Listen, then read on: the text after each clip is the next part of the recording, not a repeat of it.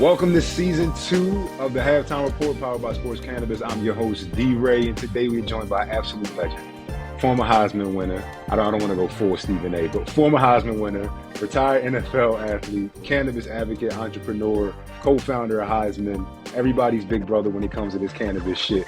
Ricky, motherfucking Williams, how you doing?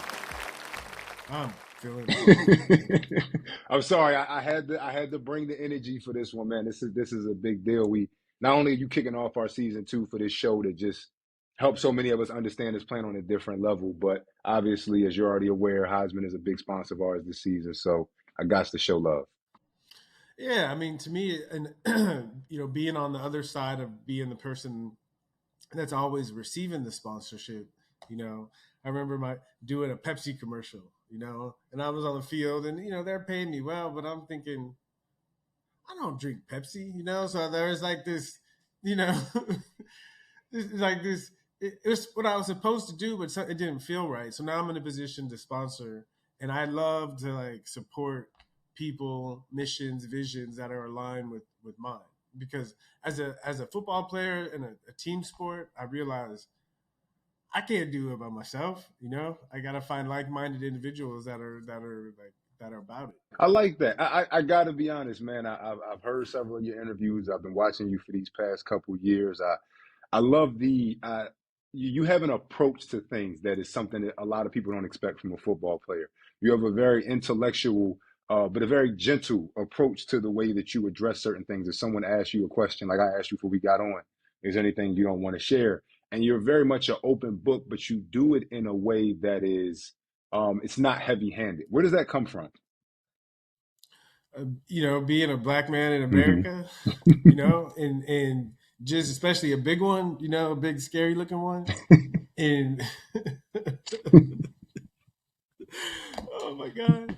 And so I had to find a way to be myself, Yes. that didn't scare people, Yes.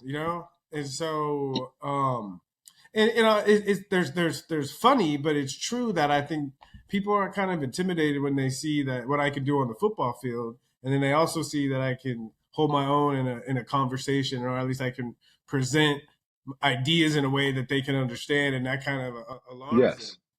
Yes. And so I've had to learn to be disarming without giving up the authenticity of who I I am. love that. I love that. So is there a Dr. Jekyll and Mr. Hyde thing with football? I know for me, I knew basketball was it because it allowed me to, you're aware of this, people talk about ego deaths. A lot of people are getting into that space nowadays. I had realized after my career that the basketball me, that was where I put my ego. And off the floor, I was very, you know what I mean? It was level headed. I was nice. I was funny. I was jovial. But something inside those lines, something snaps and something changes. Is that why you went with football over baseball and any other sports you played?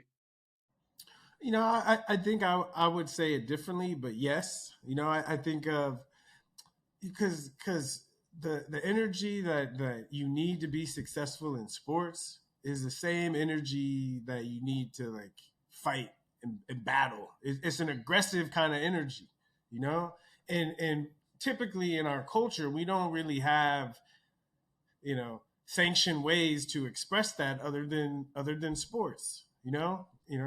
TV now because you can watch violence on television. So I think when you're young and you don't want to get in trouble because that energy needs to express itself, it's channeled into sports, and so we say, okay, that's where I allow myself to express these things. But I think that's useful. But if it gets stuck in that channel and it's not able to express in other ways, because there are some ways like on a football field, things that I should be afraid of that I wasn't, but there's other things in my life that I shouldn't be afraid of that I am, and so but, like I had to learn to take that courage and that energy that was easy. I learned because here's the thing: this energy is so hot. You need time and practice to learn how to handle it. And I think that's the true value of what sports gives us. It teaches us how to handle that energy skillfully, skillfully. It's not even just deal with it. It's how to like use it to be successful. You know, Once I realized that, I started applying that to other areas in my life. You know. I love that. You know? I love that. I was telling somebody, I was like, you don't understand, like certain emotions, certain feelings are like a fire. And just like a fire, if you were to put this in a kennel and power something, it's good. But just like a fire, if you were to just leave this and let this go, it consumes everything. And I was like, I don't think people understand, like people don't understand how people are rabid sports fans or sports junkies, like, you know, like a basketball junkie or a gym Yeah. rat. It's like this is this person's place of solace. So like you and I are having this conversation where we're tapping in on something, and it's a solace, but you know, and I think because we're athletes, we can appreciate that it's a Yes. solace. But for a lot of people, it's a release. Yes. You know, is they just do it to so it doesn't get them in Yes. trouble. They're not actually utilizing it to build something. Yes. You know, because like you said, the fire will destroy. This energy, it either builds something or it destroys. I keep coming back. It's like is every day I realize this more and more that I appreciate the value of all the sports training, and I think at the essence of it is this, you know, the ability to handle the fire. You had spoke about several times in different shows that a lot of your you talk about a release, a lot of your leaning towards cannabis came from it being a release. You and I love that you would constantly say when you spoke about it, you always said from work. You know what I mean? And people it for some reason they hear, oh, you're an athlete or you're an entertainer, you're in a certain field that doesn't require you to put on a suit every day and go to an office, that it's not work. And you would always say, I would get back from work, or I'll be done with work. And then that kind of got you into cannabis. What was it about cannabis as opposed to alcohol, the pills that they try to give everybody? Just what was it about cannabis that was like, I like this. I like this. You know, it is this idea of a release. You know, it's funny. It's like the kind of release I got from cannabis was one where I released like the heavy, stressful things that were like clogging my mind and not allowing me to see or think clearly. And I noticed when I was able to release that, I had a certain level, a certain kind of clarity, you know? Because I'm not going to argue, you know, things get blurry, you know, the thoughts start to, but that, it blurs it blurs your objective mind, but it opens up like your, what we call your unconscious mind to have a different kind of clarity. And that unconscious kind of clarity, it helps you appreciate the bigger picture, you know? And I think sometimes if we get stuck in the grind, and we can't connect to the bigger picture, we burn out, you know? And when we can connect to that bigger picture, we receive like some kind of inspiration, you know, just that reminder of, okay, all this is happening for some greater purpose. And for me, like that kind of release, the effect is I would come back to work the next day, like harder than I did you know, that there was like a recovery of like of life force and inspiration in what I'm doing, and that helped me keep coming back every day better and better. Was there anything else in that field? Because you said things get kind of blurry, and I understand that. But I will admit, smoking to a certain degree made me eat that much healthier because you understand, like, all right, I'm putting things in my body. It's just like you said it. I call it the parallel conscious. I don't like unconscious or subconscious Yeah, because yeah. I I appreciate that. like it. But Yeah, like, was yeah, there yeah. anything else, any other doors that got opened up when you started with cannabis? Of course, because I think this parallel conscious, it's a it's funny, like in the images, you know, 15% is on the top, and then there's like set, right? So it's there's like Yes. dimensions, you know. And I think, you know, it's like the like crossing that threshold the first time is the hardest, but once you cross and you realize, wow, there's more out there that I didn't realize, that I don't have all the answers, you know, this appreciation for the mystery, Hmm. you know. And so it's opened my mind to, you know, it's opened my mind to like my deeper Hmm. purpose, you know. Like after I was a football player, and from a kid I thought I'm supposed to be some kind of Hmm. professional athlete, you know. And I worked my butt off to achieve that, and I achieved it. And I was like, okay, I'm here, and this ain't what this ain't what I thought, Hmm. you know. And at about this time I started smoking, and when I was smoking, and these ideas started to come in that I never let in before, because all I was so focused on football, Hmm. football, football. These ideas come in that maybe I have like a greater purpose in my life than just being a I love football that. player, you know? And at first it kind of scared me, but then I thought about it and I was like, you know what?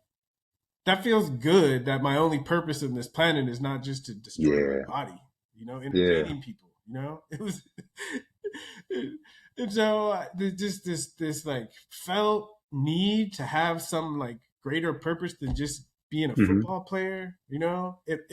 It opened up parts of my mind that I didn't even know existed, and I allowed myself to walk away from football. I allowed myself to start traveling around the world. I allowed myself to start reading and educating myself and following the things that really piqued my Hmm. interest.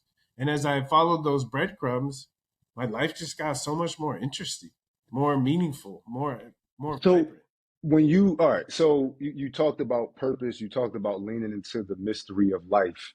2004, it hits the headlines, about you testing positive for cannabis. And obviously back then it was like, oh, everybody was losing their shit.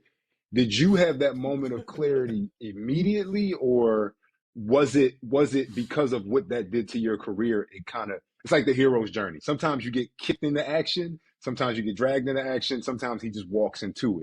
But with you, I really couldn't tell which one it was because it hits the headlines, but for some reason, it was almost like you were already heading in this direction of like the alchemy of the soul. Like you were already kind of opening up to certain things, and then the headline was, is that how it happened? Yeah, it's funny because the general structure of the hero's journey, the general outline is accurate, but if you get the details, that blurs a little bit because it's life. And so of course, and so the universe started sending me signs that it's time to do something different. And I was aware, just barely aware enough to like follow that and to like pursue, start to think about other things. So I was preparing myself for it. But even in the preparation, I was still barely ready for it. Like for me, I had the impulse that I need to walk away, but it was hard for me to pull the trigger. And it took a failing a drug test for me to say, okay, I get it. But seriously, I told myself if I fail a drug test, Yes. I'm ready, right? I got the FedEx letter from the NFL saying I failed a drug test. I called Dr. Brown right then, the medical director, and I said, I'm done. so, so, so I was ready, but barely ready. Yeah, Yeah, I ain't coming home no more. Take care. All right, so yeah, that's exactly how it happened. so hold on. You just touched on something that I definitely wanted to bring up later. This is about to veer off a little bit, but stick with me. You talked about the universe giving you signs. You said the word energy several times and purpose. And then I found out my research that you're into astrology. Um, People don't know this about me, but astrology was my religion when I was a teenager. It helped me navigate life. It helped me understand myself.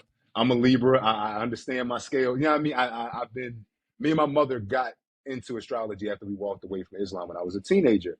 And I've never heard, like I said, I'm going to use this word again, another man, like confident in his masculine energy, understands who he is through and through, confident in his purpose in this world, break it down in such a good way, like you did on the last Jumper podcast where you talked about a team. But I'm asking you, as the CEO of Lila Astrology app, and as someone who really knows Yeah, his shit, what made you lean yeah. so far into it, and what I'm not gonna say solace, but does it release something? Does it feel something? What does it do for you? Ooh, all of that. So I feel like my whole life, underneath everything I've been searching for truth. You know, and I pick something up, looking every like scraping every inch for the truth, right? And once I've figured, I pass, I throw it off, and I go look for more.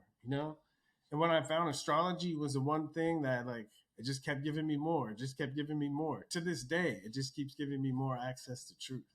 And so it's, I mean, it's in my experience, it's it. You know, it's it because it gives me access to like clear perception.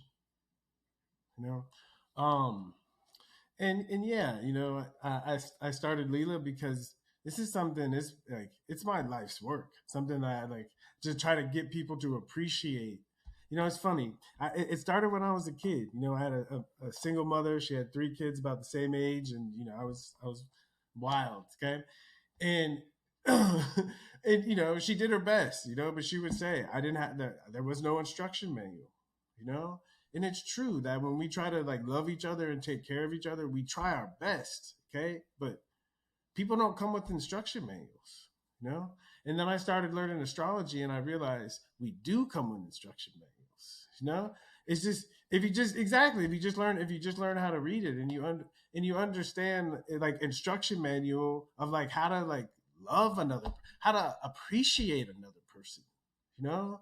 It's like as a Gemini, like it's funny like people say I'm a Gemini, and I get why they say it, but astrology is more broad than that, you know, that when you say that you're a Gemini, it means my sun is in Gemini. And so the idea is the sun is about vitality, energy. And so the part of me that gets energized and that's active and dynamic, okay, is going to have a Gemini flavor, meaning I get activated by the exchange of information in, information out, right? And if I understand that about myself and I like cherish those things and I value those things, I feel alive and vital and my life is meaningful, you know?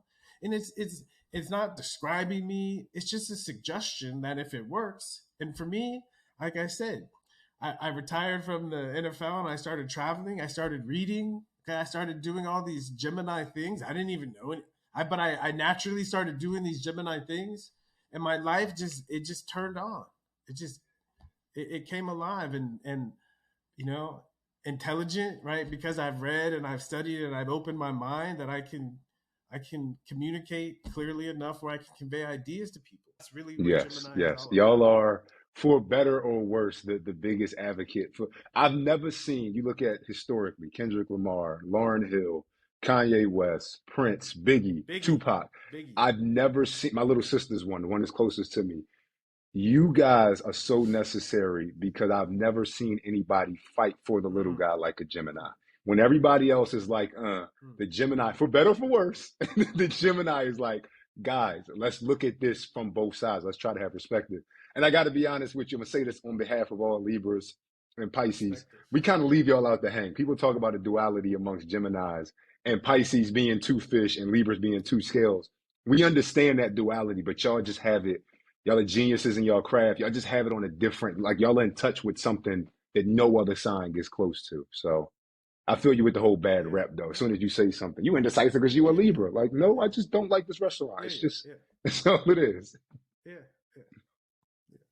I'm telling you, like the thing, what I say about Libras is Libras aren't indecisive because they don't know which way to go. They just don't want to offend it. Yes, They just don't want to yes, offend yes. anybody. Yeah, And, and So, and and and and on the same note, I think a lot of it, for me, the best parts of astrology is understanding where your weaknesses are. Yeah, I mean, I think there's a humility and just like a player.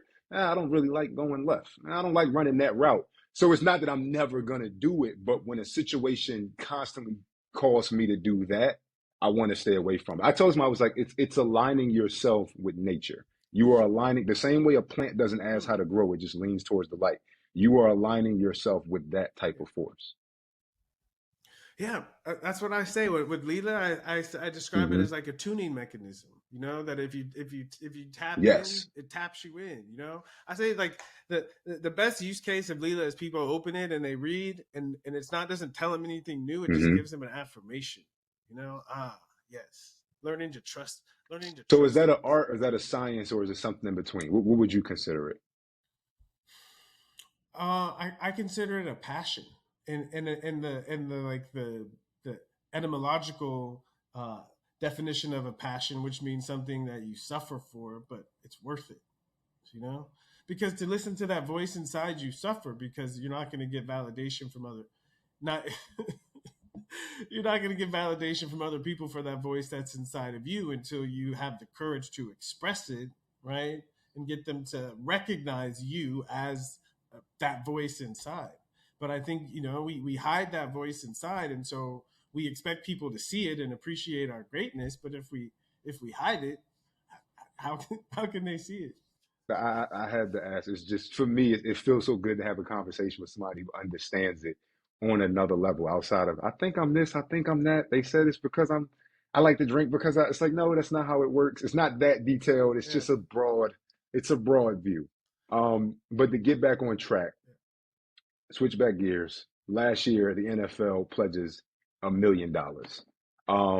and you can tell by my delivery how I feel about it. But when you see that headline, what is going through your mind? That happening damn near 20 years after the news broke with you. No, the first thing is like that scene from Austin Powers. You know, You know, they what all just laugh. $1 million? That's it. But yeah, but that that's that's the immature part of me. But the more mature part of me says the fact that they're putting anything in this direction, you know, is saying is there should be an acknowledgement of that they're making an effort. You know, I think it's easy when you're young and progressive to only see the future and what's possible and to experience tradition in the past is a burden. Okay. But I think when we do that, we throw out the baby with the bathwater, and I think we alienate people. I think to appreciate that people have been stuck in their ways for a long time, right? And it takes time Hmm. and warmth to melt to Yeah, melt yeah. those things. Nah, And I think if we can have more appreciation of the other side, the idea is that it becomes reciprocal, and there's yeah. appreciation that comes back. And I think that that Libra, that scales, It that balances reciprocal back back out. and forth. That's what I'm looking forward to. Exactly. I was Yeah. saying we live in an age where there's a bunch of knowledge and a little bit of wisdom. And you can only gain wisdom through experience. Mm, Like you said, a lot of people are questioning traditionalism mm. in every way. And it's like, guys, let's think about this. We're standing on something that was built by somebody who did this way before we were doing it. I'm not saying we don't take it into the future, but let's learn from them. And like you said, not throw away the baby with the bathwater. Well, this theme, I'm not so from an astrological perspective. Like what you just said is the way we see it is the Neptune and Capricorn generation. Essentially what they call the millennials. It's pretty much Neptune entered Capricorn in 1984, and Capricorn is the sign of tradition, and Neptune is the planet of dissolving the old so the new can be born. And so there is a need to let go of the old traditions, but the fear with or the negative side of Neptune is throwing away the baby with the bathwater, is that we give away something that we actually need, you know? And so I did a astrology podcast, and I was talking to these young women, and they were Neptune and Capricorn generation, and it was my first time talking to astrology literate people about themselves as a generation. And so I was getting some interesting information, and they said they described themselves as the first generation that received participation ribbon. Oh, Where yes, yes, yes. everyone gets Yeah, a yeah, yeah. everyone gets a medal. So you see Capricorn, hard work, Almost discipline, part of elitist. dissolving, right? The Yeah, parents says, I don't. Yes, like the parents are. I don't want my kids to have to suffer and yeah. work hard like I did. And then the other thing they said is when they came out of college and they were getting internships because it was after the Great Recession. It was during that time that they weren't getting paid for their internships. And so where a lot of their parents worked hard in jobs that paid them well but didn't like feed them anything, but they were paid well, the kids were in the same following the same trajectory in jobs that thought they were supposed to be doing, but they weren't getting paid anything. And so they're like, I'm not doing this anymore you know and I think there does need to be a dissolving of this old way of doing work. I think that this generation, the work does need to feel more meaningful, like it's connected to something bigger than just slave labor. And so I think there does need to be this dissolving of the old, but part of the dissolving of the old is we need to have a vision of the new, vision of the new. So what do you see that vision being? I see everything through the lens of astrology. And I say it like astrology can help us understand like our strengths, like what we have to offer. And I think so much of finding meaningful work, because I know as a football player, right, we worked our ass off, but a big part of it is we didn't complain because we knew it was meaningful. We knew it would pay off, you know? And I think once you can appreciate like what you have to offer, and you can find an environment that needs it and appreciates it, then the grind and the work is something that connects you, like it refines you, it makes you a better person. It doesn't separate you from yourself. All right, but before we about to get into halftime, but before we get into that, starting something new this season, I gotta ask you a mental health check. How you feeling today? like in this past couple months in my life, doing in the startup Hmm. life, it's been a grind, Hmm. in these Saturn times is what we call them in astrology. And the image I use for Saturn is like climbing a mountain,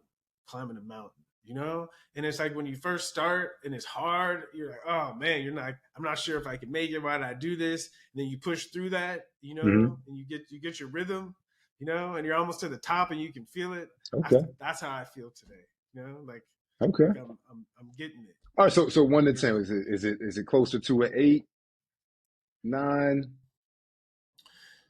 So I had a coach, Pinball Clemens, coach, when I played for the Argonauts, and he would say, I don't expect you guys to be 100% every day.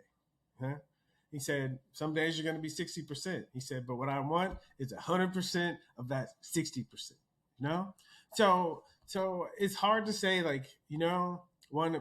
I think even if you're having a horrible day, but you're in it, you're really in it, and you're getting you're learning the message, you're getting learning the lesson and getting the message. I think even a horrible day can be a 10, right? It's like if you think of the hardest practice, where you like where you were like, it was hard, but that hard like put you in the zone and you were like in it, but you couldn't have got in it if you didn't have that intensity, you know like from the outside. And if we think, in the moment, we might say it's hard, but when we look back and reflect, we're like, that was it, you know and so I think there's a, happy, sad, life in and out. You got to go through both. So I don't think it's smart to judge that. But I think how present you are in appreciating the highs, and how present you are and even appreciating the difficult times, I think that level of presence is how we should grade ourselves. We at halftime. We halfway through the show, or a little bit more halfway through the show, but this is our halftime segment. This halftime moment is sponsored by Highsman. Today, me personally, I got one ready to go, man. You know what I mean? We're sparking greatness with this legend. I got the halftime strain in here. I love smoking papers because, like, you still get all the flavors. You still get. I'm not a big blunt guy. Every now and then I'll do a king palm, but with these, you still get all the flavors. So What kind of papers you like? just the raw ones, just What kind of regular papers? raw cones. You know what I mean? It's not, to me, it's like, I'm very like, man, just give me the weed. Like, just give me, like, just give me the Yeah. weed. Yeah, exactly. As long as the weed is good and healthy and the ashes are white, I don't care. Smoking one of Heisman's finest strains right here at halftime. You know what I mean? The halftime flowers features balanced hybrid with a profile that stimulates a smooth level euphoria while reducing inflammation and anxiousness. Make sure you spark greatness wherever you go, and check out www.hosmer.com to learn more. This is very, I say minty and nobody ever agrees with me, but there's a freshness. There's like a cool, when you're chewing, like winter fresh gum or something, and you drink water and it's like, oh shit. Like this gives that. Tell us about the growing process as much as you can. Obviously, I'm not asking for the secret sauce, but the growing process, the cultivation process of this weed. Yeah. So this is a good time to talk about Heisman. Continuation of the sponsorship. So Heisman is a lifestyle brand, you know, and that term is thrown out a lot, but this is my brand and this is my lifestyle, and so it's about me sharing that experience with people. And so I'm a connoisseur. I love cannabis and I love learning, and so I've traveled around the world learning as much as I can. And so my job is I go into each market, each state, and I visit dozens of grows, and I look for who's growing the best flower in this market. Right? And then we sit down and we look at the strains that I bring to the table, the strains they bring to the table, and we decide how do we want to kick this off, right? And then it's just me, like, going through, going through, going through, going through. And I'm looking at the genetics, the families that all the strains are coming from, and as I'm going through, I got a couple things going on in my mind. One is the number one thing is, how does this taste, you know because for me, the experience that I want after I consume cannabis is like same feeling like I ate something. When you eat something really good and the taste is still on your mouth. Yeah, because the deeper philosophy behind this is, the more flavor that comes across through the cannabis, it tells you how well it was grown, how well it was taken care of. You know, it's like the proof is in the pudding. You know, there's a major part is what you do in growing the cannabis, but even more important is how it's handled afterwards. You know, can you do some? Can you make sure you're taking steps to preserve the love and the quality in the bud? Okay, and so my job is to make sure that all those are on point, and when we find partners that work, we jive. And so my promise to people is that I'm bringing you the best cannabis at the best price to get you right. You know, and the other thing is, a deeper significance is the way the mind works. Is the mind works through association. You know, and I think for so long people have associated cannabis with something I have to hide, something that makes me feel, you know, not proud of myself, something that I don't feel comfortable sharing with people, you know, or something that it makes me forgetful, just all these negative connotations because of the stigma, you know. And I think the idea of starting to create positive associations between cannabis and life, ones that are more authentic to our experience, I think in sharing that openly, I think that's at least for me, it's been a positive and an extremely healing experience. And I think to create a brand that allows people to feel good about enjoying cannabis, you know, and about using it, our tagline is to spark greatness, because that's what I've been about my whole entire life. So we usually ask your favorite high moment during halftime, but I want to ask you if you remember what moment. Tell us about the story where you were smoking and this clicked. This idea of this is not bad. This is good. Like, when did that happen for you? Like, this is fuck good. This is great. You know what I mean? Like, more people need to understand and know about this. You know, there was a moment where it clicked inside, but it took 15 years, maybe even longer, for it to like, for me to give myself permission to allow it to click outside and start to make choices in my life that aligned with it. You know, because how many people love it and they know how good it is for them, but you know, they pretend that it's not part of their lifestyle. Okay. And so the first time where I had that inner experience was I was in college and I came back for my senior year because I wanted to win the Heisman Trophy and because of my girl. Okay. Those are two reasons I came back. Within 2 weeks, I had two really bad games and my girl left me for the quarterback. So I was sitting there like, damn, what I do, you know? And my homeboy was like, he's a smoker. He's like, you need to chill, you know? And he slid over his bong and I took a hit. And I went upstairs and I laid down and it was like the first time in weeks that I wasn't obsessing about the girl or the game, you know.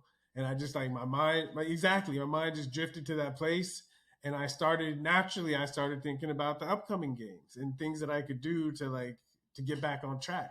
Okay, and then I had back to back 300-yard games, and after that, the clarity, it was the first time I was like, okay, I get it, I get it, or at least that click of this this is a useful tool when I need it. All right, thank you, man. I got it. Some people, it's so funny you alluded to it. Like, some people aren't comfortable sharing that moment. Some people uh, they're parallel conscious will bury that shit because they're ashamed. Like, somebody that started like the mom that puts on rubber gloves and walks out back with like her hair covered to take a quick smoke, of a joint and get back inside to take the kids to soccer practice. Like, that type of like tiptoeing around, it messes up the experience for people. The okay, now the moment where I had the external moment again, it Yes. was probably maybe 6 years ago. Okay, I had Uh-huh. a dream. It was a dream. Okay, I had a dream. All right, had a dream, and in the dream, I was it was in my 40s. Okay, I was in my must have been like 40. Okay, and in the dream, I was back at Texas, and I was at a football game. Right, and I was in the bathroom, going to the bathroom. Okay, and I just smoked because I was 40. I'm a grown ass man. Okay, so I just smoked, and the current coaches on the football team walked in, and in the dream, I like ran in the Exactly. stall, and I was like, Exactly. "Hi." Exactly. Quivering and shit. Oh my god! And I was hiding, and I was like, and I woke up, and I was like, I'm older than these coaches, and I'm in the And it's so stall. funny. It's so funny.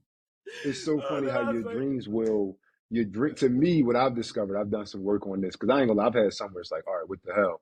Apparently, your dreams are your parallel conscious way of nudging at something. So for you, what I'm hearing is like that is how you felt in real life. Like the dream was like, bro, if I had to paint the picture, if I was directing a movie and I wanted to illustrate your fear that you have around this very euphoric plant, Yes. this is, this is I woke up. it. I gotta go with this shit head I on. got to deal with this. All right. So, what's your favorite mode of consumption? The white papers, J's. Yeah. It's especially I was hanging around with some OGs and like them breaking it So down. break it It down made me now. even appreciate it more. Just the idea of like as when you first start and when you learn how to appreciate something, whether it's music, whether it's beauty, whatever, right? It enhances the experience. And so they're talking about how when you first start, and you hit it, you can taste certain terpenes because there's certain terpenes Yep. that are more volatile, so they express themselves at lower temperatures. Okay, but as you work through the joint, the heat picks up, and different terpenes are released at certain points, and then you also get this accumulation of all the different flavors, and when you get down to the end, you Yeah. know, and you're still like there, you're getting like Yeah. a, a lot, a lot of complexity. And so, and again, I don't smoke every joint that way, but when I'm like chilling and I have something nice that's like, where I wanna get into like the different All right. flavors and the I complexity. gotta ask something. This is the second time you didn't talk That's it. about food or something like food in this way, the experience of food. What's your go-to high snack? Mine's is popcorn or is the kettle corn one. But you talk about this shit too much. I know you got something that's like, I'm getting this. As soon as I go into 7-Eleven, I'm grabbing X, Y, and Z. It's tacos. It's tacos. It enhances the shit out of Mexican It's food. I it's so will give many you that. flavors. Yeah, yeah. It's the flavors. Because to me, even with my mom, I grew up in San Diego, and so my mom, she was making Mexican food like mommy tacos, we call them, and it sounds cheesy, but what made Mm. them special was the taco season, you know, it's like that. And that That's little what, white packet, and so there's the something little white about, packet you got and I think the to, John, you best, got to shake back and forth. yes, exactly, yes, yes, yes, yes. That was it. Without that, it wasn't the same, And so, and I think San Diego, and I'm biased, but San Diego has the I dig best Mexican it. food Better in than the world, Mexico. in the world. And so I just think it's just, it's exactly, exactly. It's nostalgic and it's the So I gotta flavors, ask this, So it's man. like, You talk about home with a certain warmth, that the word you used earlier, and you can hear when somebody has when home is in their heart. With no matter where this person goes, rather be like a New Yorker or Philadelphia, and they're gonna tell you, or it's just somebody like you where it's just in your heart. What does San Diego mean to you, just as a city and whole? And what part of you do you wear that is like more San Diego than anything else? Like people from San Diego know this is the guy because of X. honestly, probably just the way I speak. Like when someone speaks, like you try to locate their accent, and it's true that I've traveled around the world, and I've lived in certain places, and I think if you live somewhere for over a year, you start to pick up something, you know and so people that have lived a lot of places, you can't really place their accent, you know but but I think because I spent so much of my early life in California, meaning compared to the rest of the country, Southern California, more open-minded, more liberal, um, and so I think it just comes across in my demeanor, you know. And I think there is always something about the place, especially if you like are born and raised. There's something about the place that just infuses you, even it's your parallel conscious, even if you're not aware of it. And so also San Diego is a military town, and my mom worked for the military. So I think there's also even like a little bit of that flowing through me. And I think it's what allowed me to, because as wild and crazy as I am, would allow me to be like structured enough to be able to make it as a professional athlete, because college and professional Yeah, sports yeah. is It is. it's It's so it's funny. A structured. lot of them try to emulate the armed forces. That's why like certain schools are so excited to play Army and Navy because I will argue, obviously, nothing is like armed to armed combat and actually defending your life. I would never put sports on the same level, But I have to admit, like you look at a football player and it's like, damn it, this is the closest you're gonna get. You know what I mean? From the general being the coach to how dependent upon each guy is of the next to make sure everything goes right. You know what I mean? Like it's just there is a different level of teamwork and something deeper you gotta grab to make it in sports. You They know. weed you out. I mean, that's like, and I was telling my wife, I was like, I think what's hard about civilian life for me is like people walk Yes. around and they're You're the allowed to make superhero. excuses You're about the things. I superhero. was like, That's what, but no, that's what people don't. And for me, I gotta be oh honest, my there is a god, certain empathy, certain sympathy that I lack for us athletes because it's like, no, bro, you are the superhero. Like you out of somebody's Clark Kent, but you inside of it, like you're Superman. And it's so funny you said civilian life, like we was watching Watchmen. But like it's just that is how it feels. That is essentially how it yeah, feels. yeah, yeah. Thank you. Thank you for joining. This is the first episode of season 2 of the Halftime Report powered by Sports Cannabis, man. I'm your host, D Ray. We thank you. Thank you. You know what I mean? A very, very special guest. A crazy way to kick off this second season. Mr. Highsman himself, Ricky Williams, man. Make sure y'all keep sparking greatness. Make sure y'all get out there, check out Highsman's product line at www.highsman.com. Go to the dispensary, ask for that shit, kick down the doors, do whatever you got to do to get your hands on some Highsman. Stay tuned for another episode. And in the meantime, make sure y'all like, subscribe, all that good shit that y'all do on the socials or whatever. I'm old, so whatever you do, just do what you do to make sure you're up with the halftime report. Thank you.